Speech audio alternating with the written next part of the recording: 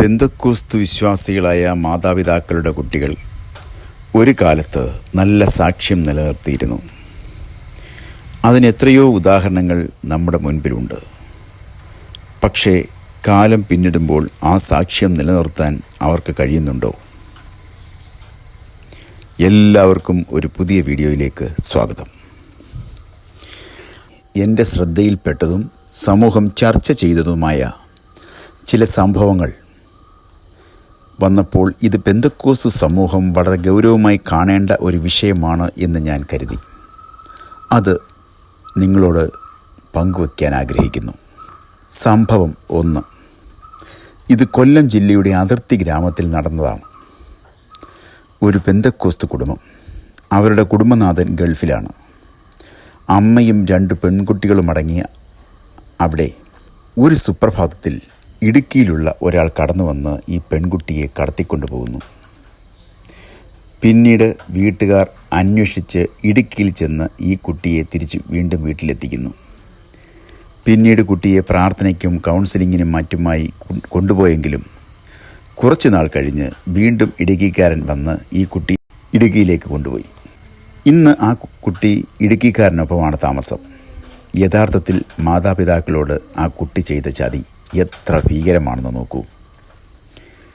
മറ്റൊരു സംഭവം അടൂരിന് സമീപമാണ്. സാമ്പത്തികമായി മെച്ചപ്പെട്ട കുടുംബത്തിലെ വാഹനം ഓടിക്കുന്നതിനായി തൊട്ടടുത്തുള്ള ഒരു ചെറുപ്പക്കാരനെ വിളിച്ചു. കഞ്ചാവും ചാരായം ഒക്കെയായി കഴിഞ്ഞിരുന്ന ആ യുവാവ് അവരുടെ വാഹനം ഓടിക്കുവാനെത്തി. മാതാപിതാക്കളുടെ ലാളനയിൽ വളർന്നു വന്ന പെൺകുട്ടി ഒടുവിൽ യുവാവിനൊപ്പം ഇറങ്ങിപ്പോയി. വിവാഹം കഴിച്ചു. ഇതറിഞ്ഞ കുട്ടിയുടെ പിതാവ് ഹൃദയാഘാതത്താൽ മരണപ്പെട്ടു. മറ്റൊരു സംഭവം ഈ അടുത്ത കാലത്ത് നടന്നതാണ്. ഒരു പാസ്റ്ററുടെ മകളാണ്.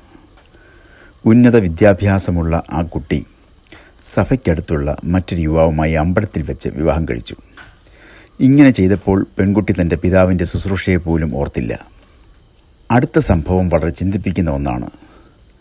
പ്രവാചക ശുശ്രൂഷയുള്ള ഒരു പാസ്റ്റർ. അദ്ദേഹത്തിൻ്റെ മകൻ ഒരു വർഷിപ്പ് ലീഡറാണ്.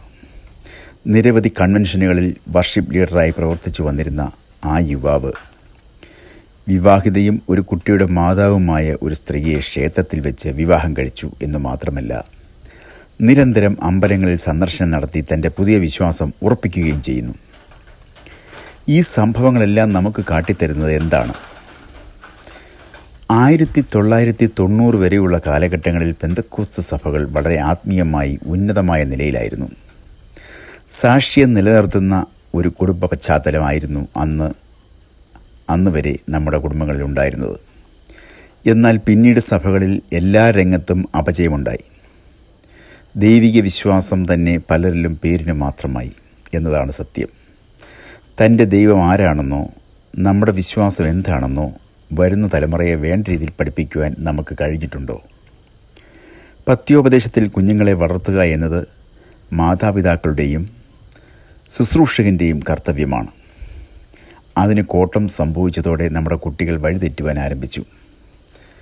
പണമാണ് എല്ലാം എന്ന് കരുതുന്ന നല്ലൊരു വിഭാഗം മാതാപിതാക്കൾ നമുക്കിടയിലുണ്ട്. അവർക്ക് ദൈവവിശ്വാസം എന്നത് കേവലം സഭാ മീറ്റിങ്ങുകൾ മാത്രമാണ്. കുട്ടികളെ നേർവഴി കാണിച്ചു കൊടുക്കുവാനോ കുഞ്ഞുങ്ങൾക്ക് മാതൃകയായി നിൽക്കുവാനോ അവർക്ക് സാധിക്കുന്നില്ല. അത്തരക്കാരുടെ കുട്ടികൾ ഇതുപോലെയുള്ള അബദ്ധ സഞ്ചാരങ്ങളിൽ ചെന്നുപെടും. പിന്നീട് അത് ഓർത്ത് കരഞ്ഞിട്ട് കാര്യമില്ല. നമ്മുടെ ശ്രദ്ധക്കുറവിനും കരുതലിനും ശിക്ഷ നാം തന്നെ അനുഭവിച്ചേ പറ്റൂ. കൊല്ലം ജില്ലയിൽ നടന്ന ഒരു സംഭവം കൂടി പറഞ്ഞുകൊണ്ട് ഈ വീഡിയോ അവസാനിപ്പിക്കാം. പ്രമുഖനായ ഒരു പാസ്റ്റർ അദ്ദേഹത്തിൻ്റെ മകൾക്ക് 18 വയസ്സാകുന്നതേയുള്ളൂ. പഠിക്കാൻ വളരെ മിടുക്കിയായ കുട്ടി ഒരു ദിവസം ഒരു കത്തെഴുതി വെച്ചിട്ട് കടന്നു കളഞ്ഞു. അന്വേഷണത്തിൽ വടക്കേ ഇന്ത്യയിൽ എവിടെയോ ഉണ്ടെന്നറിഞ്ഞു. കൊണ്ടുപോയ ആ വ്യക്തിക്ക് ഏതാണ്ട് 40 വയസ്സോളം പ്രായം വരും. വിദ്യാഭ്യാസമോ സംസ്കാരമോ ഉള്ള ഒരാളായിരുന്നില്ല അത് എന്നറിഞ്ഞു. ഇപ്പോൾ ആ കുട്ടിയുടെ ജീവിതം എങ്ങനെയാണെന്ന് ഒരറിവുമില്ല. ആ നാടുകളിൽ പിതാവായ പാസ്റ്റർ വളരെ ക്ഷീണിതനായി കാണപ്പെട്ടു. ഏത് തെറ്റിനെയും മറക്കാൻ കാലം നമ്മളെ പഠിപ്പിക്കുന്നു. അങ്ങനെ ഇപ്പോൾ അദ്ദേഹം ആ സംഭവമൊക്കെ മറന്നുവെന്ന് പറയുന്നുണ്ടെങ്കിലും ആ കുഞ്ഞു പോയത് ഉള്ളിൽ ഒരു തേങ്ങലായി വിങ്ങലായി അദ്ദേഹത്തിൻ്റെ ഉള്ളിലുണ്ട്. എന്ന് അദ്ദേഹത്തോട് സംസാരിക്കുമ്പോൾ തോന്നാറുണ്ട്. ഇന്നത്തെ VBS ഒന്നും യഥാർത്ഥത്തിൽ ഒരു രീതിയിലും അടുത്ത തലമുറയ്ക്ക് പ്രയോജനകരമാണെന്ന് കരുതാൻ വയ്യ. പാട്ടും ആട്ടവും കൊണ്ട് നടക്കുന്നു എന്ന് അല്ലാതെ ഒരു അർത്ഥവുമില്ല. എത്ര കുഞ്ഞുങ്ങൾ VBSകൾ മൂലം ക്രിസ്തീയ ജീവിതത്തിൽ അത് ഗുണകരമായിരുന്നു എന്ന് ചിന്തിക്കുന്നവരുണ്ടാവും. VBSകളിലും സൺഡേ സ്കൂൾ സിലബസുകളിലും മാറ്റം വരണം.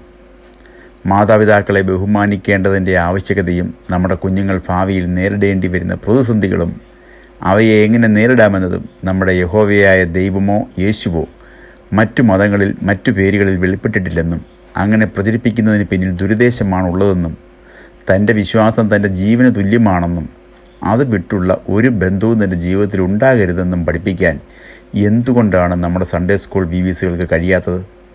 എന്താണ് ക്രിസ്തീയ ജീവിതമെന്നും എന്താണ് ക്രിസ്തു എന്നും മനസ്സിൽ ഉറയ്ക്കത്തക്ക രീതിയിൽ പഠിപ്പിക്കണം.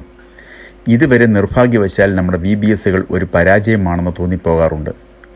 പഴയ കാലത്തെ പോലെ പാട്ടും ഡാൻസും മാത്രമായാൽ പാട്ടും ഡാൻസും കളിച്ചിട്ട് പിള്ളേരുടെ പാട്ടിന് പോകും. ഈ കുഞ്ഞുങ്ങൾ നാളത്തെ പെന്തക്കോസ്ത് സഭയെ നയിക്കേണ്ടവരാണ്. അവർ ആട്ടവും പാട്ടവും നിർത്തി അല്പം കൂടി ഗൗരവമായി കുഞ്ഞുങ്ങളെ പറഞ്ഞ് മനസ്സിലാക്കേണ്ട സമയം അതിക്രമിച്ചിരിക്കുന്നു. ഇതിനോടനുബന്ധമായി ഒരു സംഭവം സൂചിപ്പിക്കട്ടെ. ചില നാളുകൾക്ക് മുമ്പ് സൺഡേ സ്കൂളിൽ പഠിപ്പിച്ചുകൊണ്ടിരുന്ന ഒരു കുട്ടി പോലും ഈ വിശ്വാസം വിട്ട് മറ്റൊരു വിശ്വാസത്തിലേക്ക് പോയ കാഴ്ച ഞാൻ കാണാനിടയായി. എവിടെയാണ് നമുക്ക് തെറ്റുപറ്റിയത്? ഒരു ശുശ്രൂഷകനും ഈ വിഷയത്തിൽ കൈകഴുകാൻ കഴിയില്ല. കുഞ്ഞുങ്ങളെ ഈ കാര്യത്തിൽ പ്രബോധിപ്പിച്ചു കൊണ്ടിരിക്കേണ്ട ചുമതല അദ്ദേഹത്തിനുണ്ട്. ഇനിയും ഇത്തരത്തിലുള്ള വാർത്തകൾ കേൾക്കുവാൻ നമുക്കിടവരാതിരിക്കുവാൻ നമ്മുടെ കുഞ്ഞുങ്ങളെ ഉദ്ബോധിപ്പിക്കാം. അതിനായി പ്രാർത്ഥിക്കാം. തുടർന്ന് മറ്റൊരു വിഷയവുമായി വീണ്ടും കാണും വരെയും എല്ലാവർക്കും നന്ദി, നമസ്കാരം.